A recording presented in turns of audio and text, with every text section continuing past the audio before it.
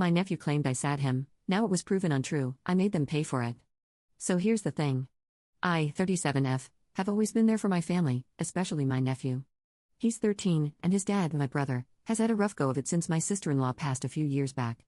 I stepped in where I could, helped with expenses, made sure my nephew didn't go without.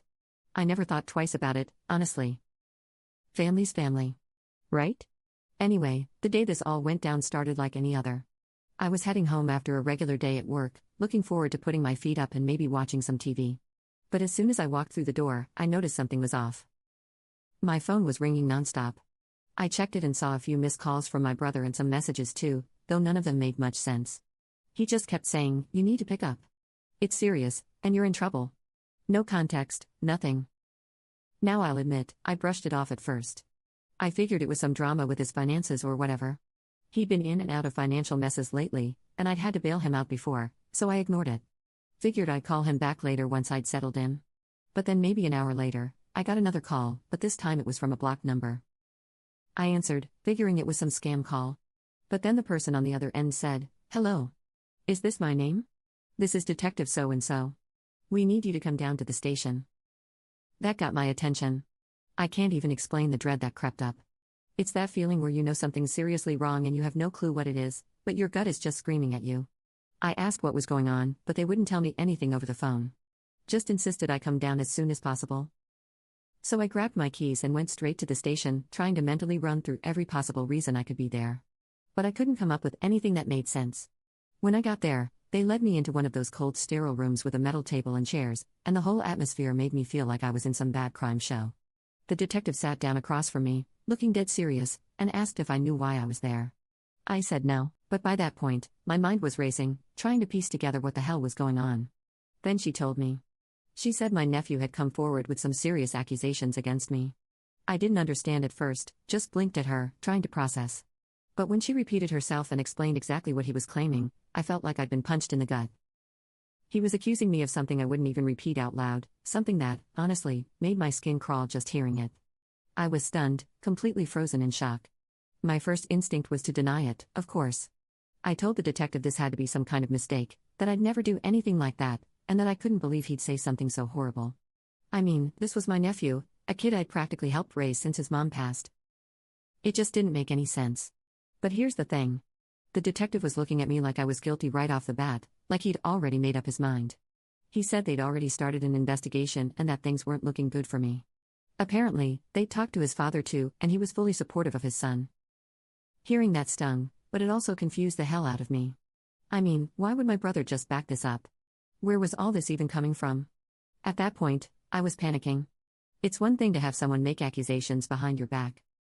But to hear it from a detective while you're sitting there in an interrogation room, it's a whole other level of fear. He kept pressing, asking if I had anything to hide, if there was anything I wanted to come clean about. I was starting to feel like I was losing my mind, like this was all some sort of nightmare I couldn't wake up from. Eventually, he asked if they could search my house. He made it sound like I didn't have a choice, so I agreed. I mean, I had nothing to hide. And at that point, I just wanted to do whatever I could to prove my innocence. But the idea of them going through my home, combing through everything like I was some sort of criminal, made me sick. After hours of questioning and waiting around, they finally let me go, but they didn't really clear anything up. The detective just told me to stay available and that they'd be following up soon. I left that station in a daze, my mind spinning with questions I didn't have answers to. How did things come to this? Why would my nephew say something so awful? And what the hell was my brother thinking backing him up like that? When I got home, the reality hit me like a ton of bricks. This accusation could ruin my life, my job, my relationships, everything I'd worked for. It could all go down the drain because of a lie. I paced around my house replaying the day's events over and over, trying to find some kind of logic to it all, but I kept coming up blank. My nephew and I had never had issues. In fact, I thought we were close. I'd spent countless hours helping him, looking out for him, being there when he needed someone. It just didn't add up. That night, I barely slept. Every time I closed my eyes, I saw the detective's face, heard my nephew's accusation echoing in my head. The sheer unfairness of it all gnawed at me, and I kept swinging between anger and disbelief. How could family betray you like this? Why would someone I trusted do something so cruel? I kept thinking there had to be some explanation, some misunderstanding that could clear all this up. But deep down, a part of me was starting to fear the worst. My brother, his behavior, his willingness to back up this lie, something about it felt too calculated, too purposeful. It wasn't just a misunderstanding or a mistake. It was starting to feel like an attack, a targeted attempt to ruin me. The next morning, I called in sick to work, too drained and distracted to even pretend I could get through a normal day. And as I sat there staring blankly at my phone, I realized I had a choice to make. I could try to push through, pretend this was all going to blow over, or I could start fighting back, digging into why they were doing this and exposing the truth. I didn't know what I'd uncover, but I was ready to find out. After that nightmare interrogation, I was left totally wrecked.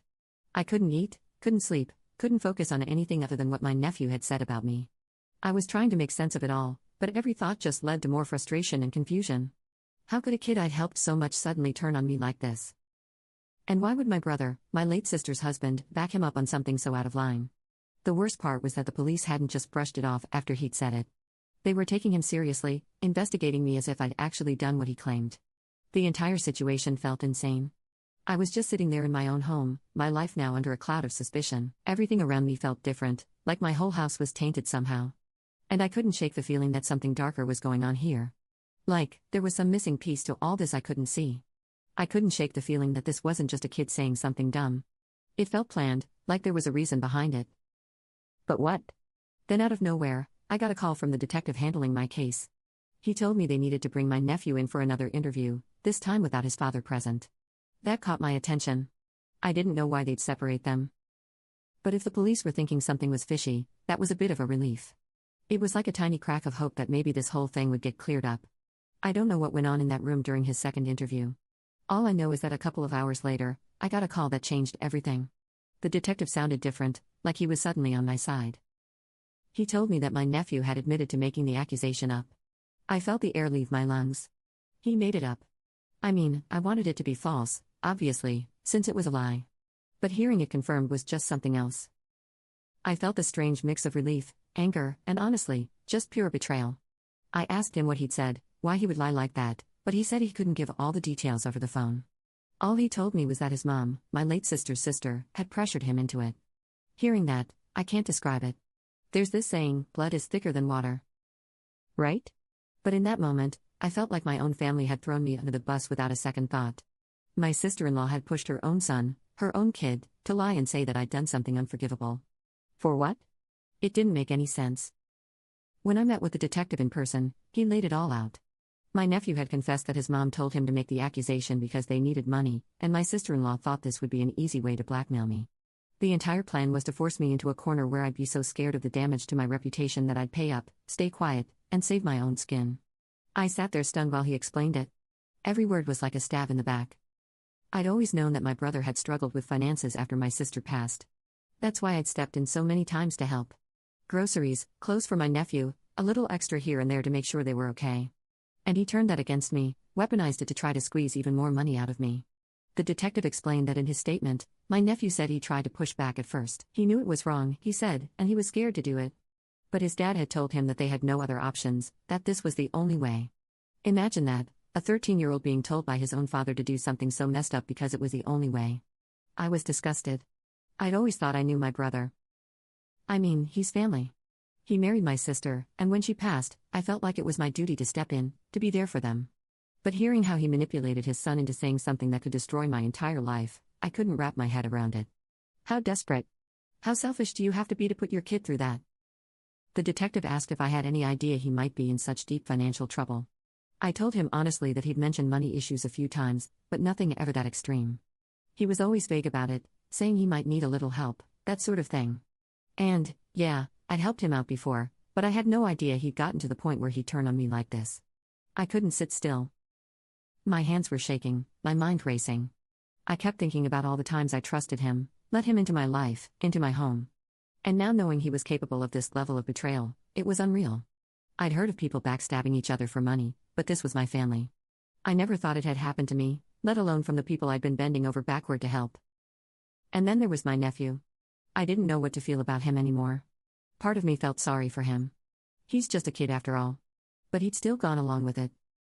He'd still let those words leave his mouth, knowing full well what they could do to me. I couldn't stop picturing his face.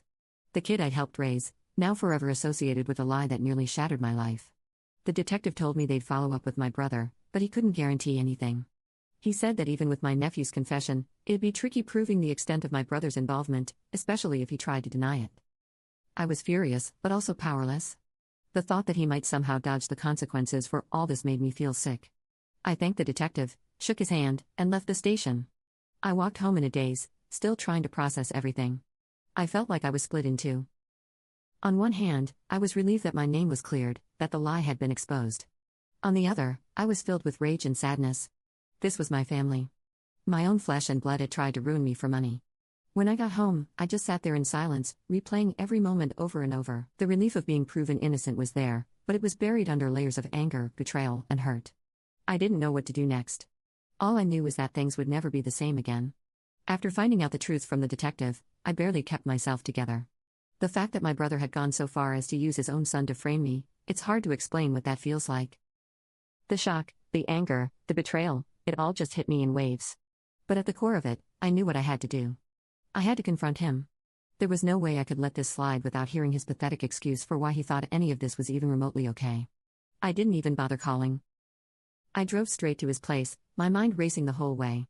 I kept thinking of every moment over the past few years, every time I'd helped him out, every dollar I'd given to make sure they were okay. And he turned around and did this? My blood was boiling, and I didn't even know what I'd say when I saw him. All I knew was that I needed answers. When I got there, he answered the door looking surprised but not scared, which somehow made me angrier. Here he was standing there like he hadn't just tried to ruin my life. I barely managed to hold myself back from exploding right then. Instead, I looked him dead in the eye and said, "We need to talk now." He tried to play it cool, giving me a fake smile and asking if I wanted to sit down like this was some kind of normal conversation. I wasn't having it. "Why?" I asked, cutting to the chase. "Why would you do this? Why would you push your own son to make up something that serious?" At first, he looked taken aback, like he hadn't expected me to be so direct. But then he recovered and gave me this tired, dramatic sigh. "Look," he said.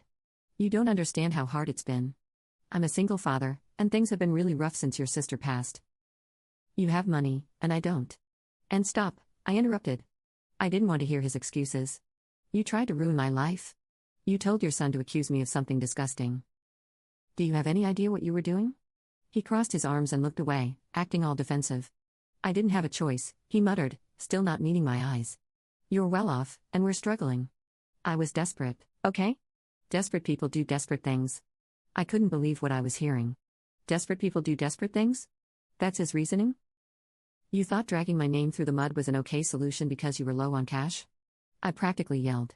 "I've helped you every single time you've asked, and this is how you repay me?" He rolled his eyes, which only set me off even more. "Oh, please.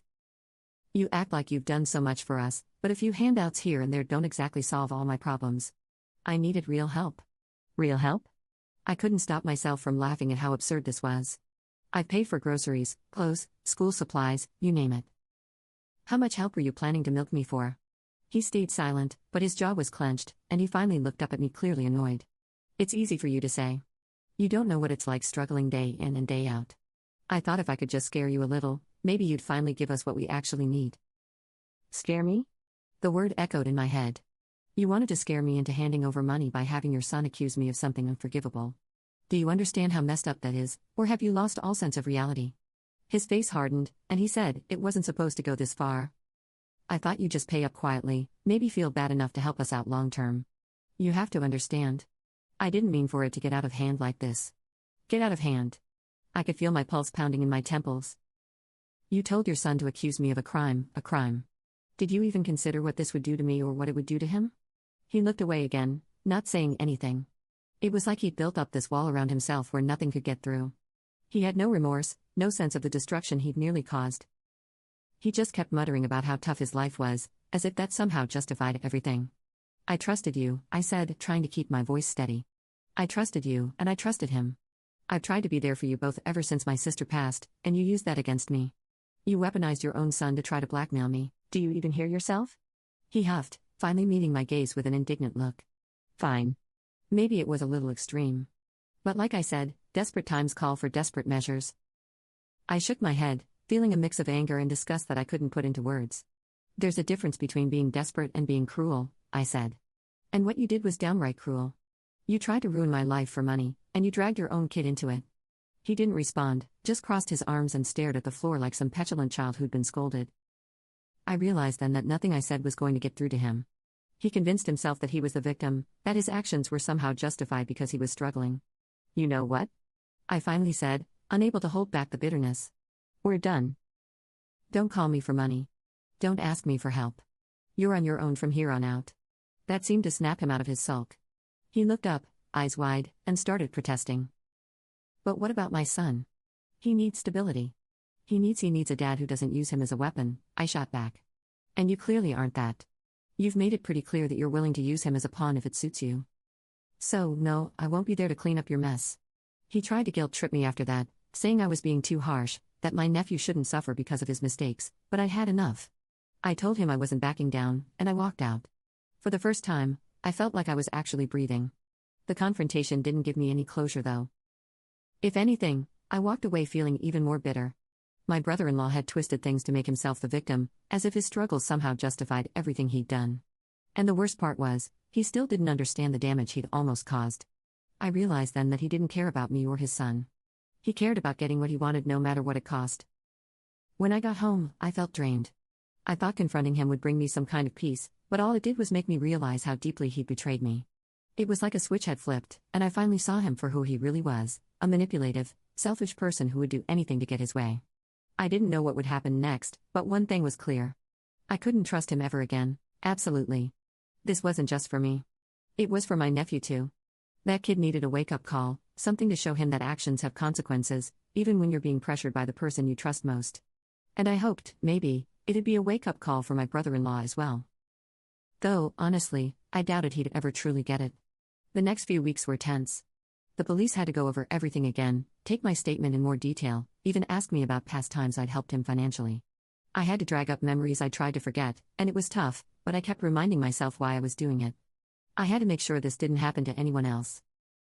I had to protect myself and anyone else who might have been his next target. Then, finally, the day came. The police showed up at his door and arrested him. I'll be honest. I didn't think I'd feel anything but relief, but the reality of it hit harder than I expected. This was still my family after all. My late sister's husband, my nephew's father, and now he was being taken away in handcuffs because of his own actions. But the thought of what he almost did to me, how close he'd come to wrecking my life, kept me grounded. This was on him. A few people heard about the arrest, of course. Family talk spreads like wildfire. I got calls from relatives asking what happened, telling me I was out of line, saying I should have just let it go. But I explained everything from the accusation to the blackmail. And for the most part, people started to see things my way. Some still thought I was harsh, but others were shocked, especially when they realized my brother-in-law had used his own son to try and get to me. One relative actually told me, "You're doing the right thing. People need to learn there are consequences." That gave me some comfort, knowing at least a few people understood where I was coming from. The day after his arrest, I found myself thinking about my nephew. I knew CPS would be involved now, that he'd probably be placed somewhere temporarily. Part of me felt responsible for him, guilty even. But then I remembered he'd been manipulated too. I couldn't protect him from the consequences of his actions, but maybe this would be his chance to see things clearly, to understand that his father's actions weren't okay. But no matter how much I tried to rationalize it, it still stung. I had cared for that kid, treated him like my own, and he'd gone along with his dad's scheme without any thought for what it would do to me. It's not something you just get over. In the weeks that followed, I focused on rebuilding, trying to get back to some kind of normalcy. But the whole experience had left its mark. I was more cautious now, more guarded. Family didn't mean the same thing it used to. I'd learned the hard way that loyalty can be one-sided, and people you trust can turn on you for reasons you'll never understand. When I look back on that decision to press charges, there's no regret. I did what I had to do. I protected myself, and maybe in a way, I helped my nephew too. I hope one day he'll realize that this was all because his father took advantage of both of us. I hope it's a lesson he'll never forget. In the days after my brother-in-law's arrest, I felt like I was in this weird in-between place. Part relief, part regret, and a whole lot of anger that hadn't really gone anywhere. My family was pretty divided over what had happened. Some people thought I was completely in the right, and others thought I'd gone too far pressing charges against him, that I should have just let it slide and moved on. It was funny in a way. Everyone had an opinion, but no one really understood what I'd been through. I tried not to let it bother me. At the end of the day, I knew why I'd done it. I couldn't let what he did go unpunished, not when he'd come so close to destroying my life. And honestly, I hoped it would teach my nephew a lesson too. But even knowing that, it didn't make things easier. My family, the people I thought I could count on, felt like strangers now. Going back to work was strange. For a while, I felt like I had this label stuck to me. Like, everyone could see what I'd been through even if they didn't know the details. I know it was all in my head, but I couldn't shake it. I was hyper aware of every interaction, wondering if people were thinking things or whispering behind my back. My boss and a few close friends knew what happened, and they were supportive, which helped. But it still felt like this heavy cloud was hanging over me. Every day, I'd replay everything in my mind, wondering if there was something I could have done differently. Could I have prevented this? Should I have been more cautious with my brother-in-law, maybe not been so trusting? It's weird. Up until this mess, I'd always believed in being generous, especially with family. But now I couldn't help but question all of it. Had I been naive? Too willing to help? I'd always seen myself as a good guy, but I started to realize that sometimes being the good guy just makes you an easy target. About a week after the arrest, I got a call from a family friend who'd heard bits and pieces of what went down. She told me that my nephew was staying in a temporary foster home, and I felt a pang of guilt I couldn't ignore. I knew he'd been manipulated, that his dad had put him in an impossible position, but that didn't erase the fact that he'd gone along with it. It's hard to look past that. Still, hearing that he was alone in a foster home hit me. No kid should have to go through that, even if they were part of something so messed up. Part of me wanted to reach out to offer some kind of support, maybe get in touch with him through CPS or see if there was a way I could check in. But every time I thought about it, I just felt this wall of anger go up again. I wasn't ready to forgive. Not yet. Maybe one day, but right then, the wounds were too fresh. And besides, I wasn't even sure what good it would do. He needed time to process everything, to understand the consequences of his actions, and I needed time to heal. Update: it had been a few months since everything had gone down with my brother-in-law. And for the first time in a while, I was beginning to feel like things were stabilizing. I'd put a lot of distance between myself and the whole mess, and while I still felt betrayed, I was getting better at managing it, at not letting it control my every thought. Life was finally starting to feel normal again, or at least as normal as it could after something like that. Then one afternoon, I got a call from an unfamiliar number. I almost didn't pick up. I'd been dodging random numbers for a while, figuring they were either telemarketers or family members trying to stir things up. But something about this one made me answer. The voice on the other end was calm, professional. "Hello? Is this my name?" "Yeah," I replied, still a bit guarded. "Who's this?" "This is Sarah from Child Protective Services. We have your nephew in our care and wanted to speak with you about a potential option." Hearing that, I felt a cold shock hit me, and I braced myself for whatever was coming next. She went on, explaining that my nephew had been in temporary foster care since my brother-in-law's arrest. Apparently, they'd reached out to other family members, but either they hadn't met the criteria or weren't interested in taking him in. So here they were, giving me a call to see if I would consider temporary custody. I don't know," I stammered, feeling a rush of emotions that I wasn't ready to face. "I'm not sure I'm the best option." Sarah was patient, letting me process everything. She explained that my nephew's case was complicated, that he'd been through a lot with his dad, and that his environment hadn't exactly set him up for success. She sounded understanding, even sympathetic, like she knew how loaded this was for me. And maybe she did. She'd probably handled cases like this before. "Look," she said after a moment. "I'm not saying you have to decide right now. This is a difficult situation, and I understand there's been a lot of conflict. But as a family member, you'd have a chance to provide some stability for him, even if it's just temporary." I told her I'd think about it, and we agreed to talk again in a couple of days. When I hung up, I just sat there staring at nothing, trying to wrap my head around it all. The idea of taking him in felt overwhelming. Part of me wanted to help him. He was just a kid, and he'd been through a mess of his own. But another part of me couldn't shake the hurt and betrayal of what he'd done, even if his mom had pressured him into it. The next couple of days were a whirlwind. I couldn't focus on work, couldn't really sleep either. The decision hung over me like a weight, making everything else feel insignificant. I kept going back and forth trying to weigh the options. On one hand, he was still my nephew. Despite everything that had happened, I'd watched him grow up. I remembered birthdays, holidays, the times I'd brought over gifts and groceries, knowing his mom was struggling to make ends meet. I cared about him as if he were my own son, and I couldn't deny that part of me still wanted to protect him, to make sure he had a shot at a decent life. I tried to convince myself that maybe in the right environment, he'd have a chance to grow beyond what his mom had done. But on the other hand, I couldn't forget what he'd done. The accusation, the investigation, the sleepless nights and constant anxiety, the feeling of being on trial in my own life, the way he'd looked at me with that cold, rehearsed gaze, saying things that had nearly destroyed me. It was hard to see him as an innocent kid after that, no matter how much I told myself he'd been manipulated. Part of me knew he was just a pawn, that he'd done what he was told, but that didn't erase the damage. My friends had mixed opinions. Some told me it wasn't worth reopening that wound, that it would be too painful, too risky to bring him into my life after what had happened. Others said maybe it was an opportunity to make a difference, that if I took him in, I could be the positive influence he needed to turn things around.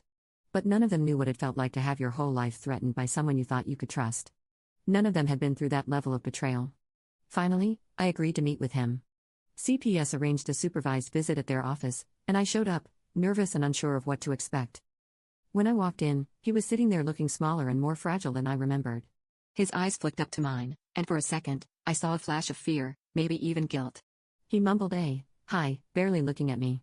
I sat across from him unsure what to say. He looked different, more closed off, almost guarded. It was like he'd built up walls around himself, walls I wasn't sure I could break through. But then I realized I was doing the same thing. I was sitting there, my guard up, every instinct telling me to protect myself. I cleared my throat trying to start the conversation. "How are you holding up?" It was all I could think to say. He shrugged, not meeting my eyes. "It's okay, I guess, different." There was a pause, and then he added, barely a whisper, "I'm sorry." Hearing those words, I felt something tighten in my chest. I'd been waiting for an apology, hoping he'd own up to what had happened. But now that he'd said it, it felt hollow. Or maybe it was me that was hollow. I couldn't tell anymore. We sat there in silence, both of us awkward, unsure. When the visit ended, CPS asked if I'd come to a decision. I told them I needed a little more time. But on the drive home, I realized I already knew my answer. I wanted to help him. I really did, but I also knew that having him in my life under my roof would be a constant reminder of everything I'd been through. I'd always wonder if I could trust him, if he was really sorry, or just doing what he thought I wanted to hear, and that's no way to build a home. So a few days later, I called Sarah back and told her my decision. I wouldn't be taking him in. It wasn't an easy choice, and it definitely wasn't the one I'd imagined I'd ever have to make. But after everything, I needed to protect myself too. I hoped maybe that he'd find a place where he could learn from what had happened, where he could start fresh without the weight of his mom's mistakes hanging over him. It's hard to say goodbye to family, but sometimes you have to let go to move forward.